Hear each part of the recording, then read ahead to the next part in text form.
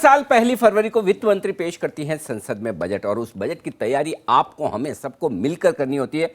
वो इसलिए कि साल का सबसे अहमियत वाला दिन अगर बाजार के लिहाज से है, देश की इकोनॉमी के लिहाज से है, वो तो है बजट का दिन। तो ऐसे में बजट की तैयारी के लिए पढ़ना, समझना, जानना ज़रूरी है।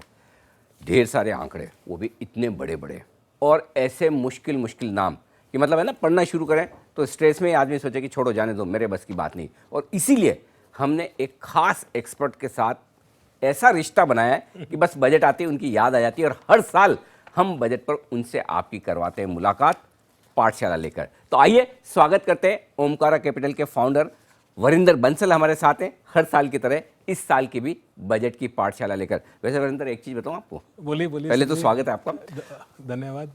अब हमें बजट से डर नहीं लगता सर, आप इतने अच्छे स्टूडेंट हो, क्या बोल रहे हैं? बिल्कुल। तो धीमे धीमे हमें बहुत सारी चीज़ें समझ में आने लगी है, और बड़ा फिर लगता है कि हाँ, इतना मुश्किल काम नहीं, माइंड ब्लॉक ज़्यादा है, समझने की कोशिश सर, हमने जब एपीआई को चूर्ण बना दिया था तो वो इतना छोटा सा कर दिया था, तो ये भी सीख लेंगे साथ में। बिल्कुल। तो अब इस बजट की शुरुआत करें उससे पहले है ना, पिछले बजट में हमने जो कुछ भी बातें की, कराई, और पूरे साल भर जो सरकार ने काम किया, जरा पहले उनका रिपोर्ट कार्ड बताओ आप मुझे कि पिछले साल में बजट से लेकर अब तक क्या कुछ खास हुआ है। सर, जो FY22 था, आई थिंक वो one of the golden periods था गवर्नमेंट के लिए, ठीक है, जो निकल चुका है, ठीक है ना। बाकी हम जो बात कर रहे हैं जिसका 2 महीने बच्चे हैं, 2 महीने बच्चे हैं जिसके, ठीक है ना, उसमें मैं सिंपल बातें बताता हूँ। सबसे ज़्यादा ग्रॉस टैक्स कलेक्शन हुआ, बहुत ही बढ़िया जीएसटी के नंबर आए। मेरे ख्याल में लास्ट 3-4 महीने से 1 लाख करोड़ के ऊपर नंबर्स देख रहे हैं आप हर महीने। डिविडेंड बहुत आया आरबीआई से, ठीक है। तो ये 3 चीज़ें बहुत शानदार हुई। नेगेटिव क्या था? डिसइन्वेस्टमेंट उतना नहीं हुआ जितना सोचा था, हायर सब्सिडीज रही, ये रहा था। तो physical deficit sir 15-16 lakh crore के आसपास होगा, और अनुमान किया था कि हाँ भी कि इस बार 15 लाख करोड़ के आसपास होगा, तो नंबर आपका 6-6.5% डेफिसिट ही होगा, उतना ही होगा। तो FY22 में अगर मुझे एक चीज़ देखनी है कि ये पहली बार इतना बड़ा नंबर 30% ग्रोथ सर, मतलब ग्रॉस टैक्स कलेक्शन में कभी ऐसा नहीं हुआ मेरे ख्याल में। This is 11 year high number. So ये नंबर बोलना बहुत आसान है सर, बाकी ग्रॉस टैक्स कलेक्शन जो है अपना 22 लाख करोड़ से जो एक्सपेक्टेड था, बजटेड था, वो इस बार 26.5 लाख करोड़ हो सकता है।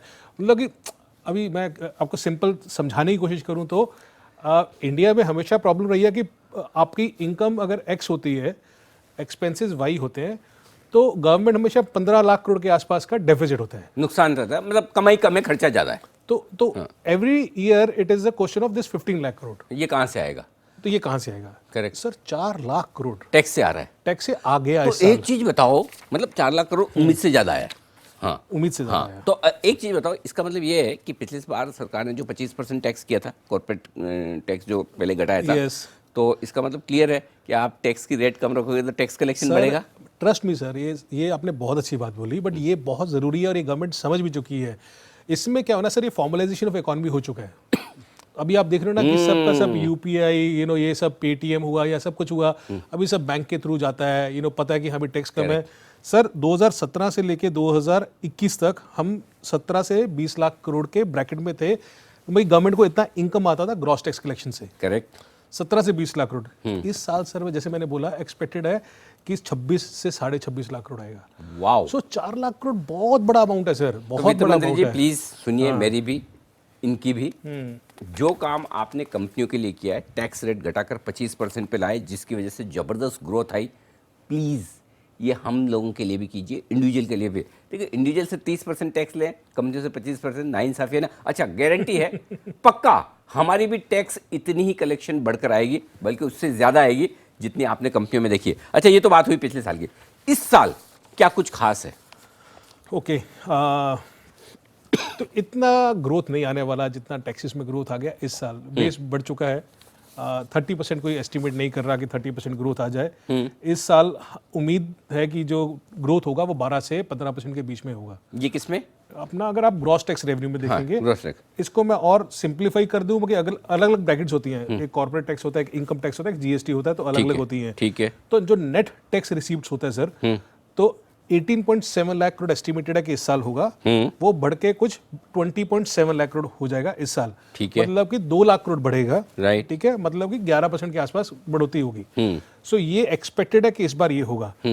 इस बार जो wild joker in the pack होगा, अगेन मैं आपको रिक्वेस्ट कर रहा हूं कि आप थोड़ा सा एफएम की तरह सोचिए। आपको पता है 15 लाख करोड़ का घाटा है। तो अगर मेरा 2 लाख करोड़ चलो इसमें से आ जाता है। अभी पिछले साल क्या हुआ सर, पिछले साल हमने सोचा था कि ऑलमोस्ट 1.75 लाख करोड़ डिसइन्वेस्टमेंट होगा, 2.25 लाख करोड़ का। 2.25 लाख करेक्ट करेक्ट। अभी मार्च आने वाला है, तो मार्च तक पता नहीं कि एलआईसी होगा कि नहीं होगा, ठीक है।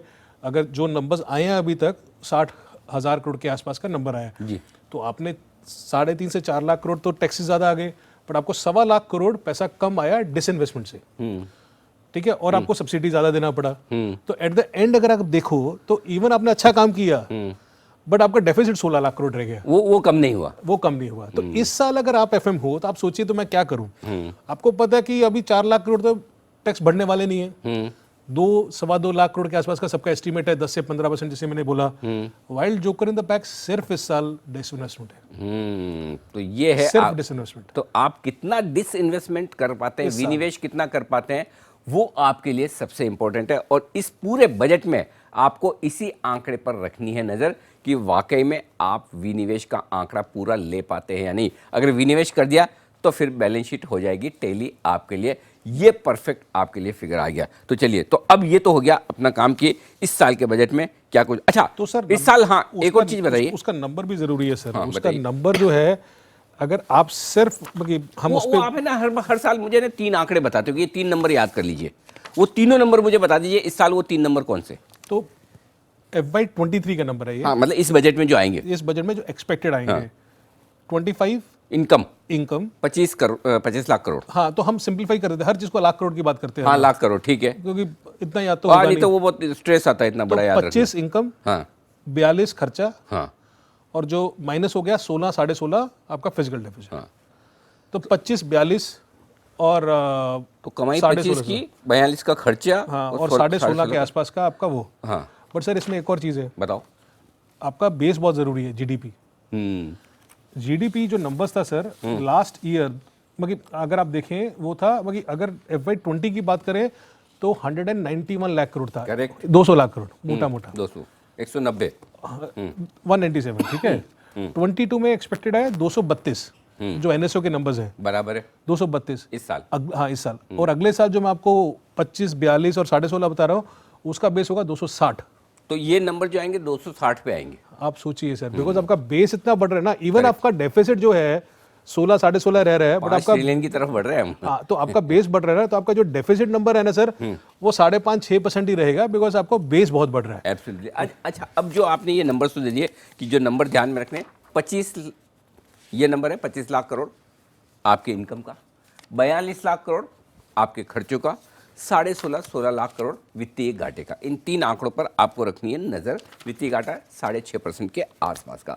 अब आइए जो आपने कहा जोकर ऑन द पैक, उस पर बात करते हैं। विनिवेश, इस साल विनिवेश का क्या टारगेट रख सकते हैं और कौन सी कंपनियां विनिवेश के रडार पर है, वो बताइए। सर उससे पहले मैं आपको एक चीज़ जी, बता दूं कि हम लोग हमेशा बहुत टाइम से, जब से आप और मैं कवर कर रहे हैं बजट को, उम्मीद यही होती है कि गवर्नमेंट क्या कर सकती है बड़ा। करेक्ट। क्योंकि हम हमेशा सोचते हैं यार 15 लाख करोड़ 15 लाख करोड़ 15 लाख करोड़, अगर आज डिसइन्वेस्टमेंट या लैंड सेल करने आ जाए गवर्नमेंट तो एक ही बार में 10 लाख करोड़ भी निकाल सकता है। बट गवर्नमेंट का ट्रैक रिकॉर्ड इसमें अच्छा नहीं रहा है। लास्ट 3 साल से वो मिस कर रही है अपना डेवलपमेंट टारगेट। 3 साल हो गए हैं कि जो उन्होंने बोला था वो कर नहीं पा रहे हैं। तो इस बार मैं क्यों बोल रहा हूँ सर, डाइवेस्टमेंट बहुत ज़रूरी होगा। आप हमें ये भी याद रखना चाहिए कि ये जो फार्मर्स का एजिटेशन था, तो फार्मर्स का जो पुल बैक भी हुआ, हमें ये देखना है कि whether now the intent of the government is more aggressive और इट इज नॉट एग्रेसिव। क्या वो उस एग्रेशन में रहेंगे कि नहीं रहेंगे। मेरे ख्याल में पिछली बार बोला था कि वो 2 पब्लिक सेक्टर बैंक्स को प्राइवेटाइज करेंगे। करेक्ट। वो नहीं हुआ। इंश्योरेंस कंपनियों के बारे में बात की, एक होगी। हाँ, वो एक होगी, वो भी हुआ नहीं है। सो बातें बहुत हुई हैं बट हुआ नहीं है अभी, ठीक है। 1.25 लाख करोड़ तो के वापस सामने, कोविड भी तो आ गया था। नहीं मैं सारी बात इसीलिए मैं बोल रहा हूँ कि जो बीच में एक दो ये is a mindset issue, it's just a mindset issue, ठीक है। करेक्ट। अभी नंबर की बात करूं तो मैं नंबर तो 3 लाख करोड़ 20 साल आ सकता है। हाँ, अगर LIC हो गया तो क्यों नहीं आया? अगर LIC नहीं हुआ, अगर IDBI, BPCL, Concor, BEML, shipping corporation, Hindustan और जिंक और अदर्स हुआ तो 1.5 लाख करोड़ तो उनसे ही आ जाएगा। ओह, आप LIC ऐड करो तो 3 लाख करोड़ आ जाएगा, जो इस बड़ा पैसा आ साल सकता 60,000 करोड़ है, ठीक है ना। तो नंबर्स तो कुछ भी आ सकते हैं, ठीक है ना। अगर आप करो तो तो नंबर्स आ सकते हैं। बट मैं बोल रहा कि वो जो गवर्नमेंट का जो ये फार्मर्स का हुआ ना, उसके बाद I really want to see that whether वो थोड़ा सा ठंडा हो रहा है कि नहीं ठंडे हो रहे हैं, वेदर वो पुश आ रहा है कि नहीं आ रहा। और 3 लाख करोड़ को कोई बिलीव नहीं करेगा सर। मेरे ख्याल में जो नंबर्स आएगा वो 2 लाख करोड़ के आसपास आएगा। वही 2.5 लाख करोड़ के आसपास जो सरकार डालती है नंबर, वही नंबर डालेंगे और उसके बाद देखेंगे क्या होता है। अच्छा, अब ये बताइए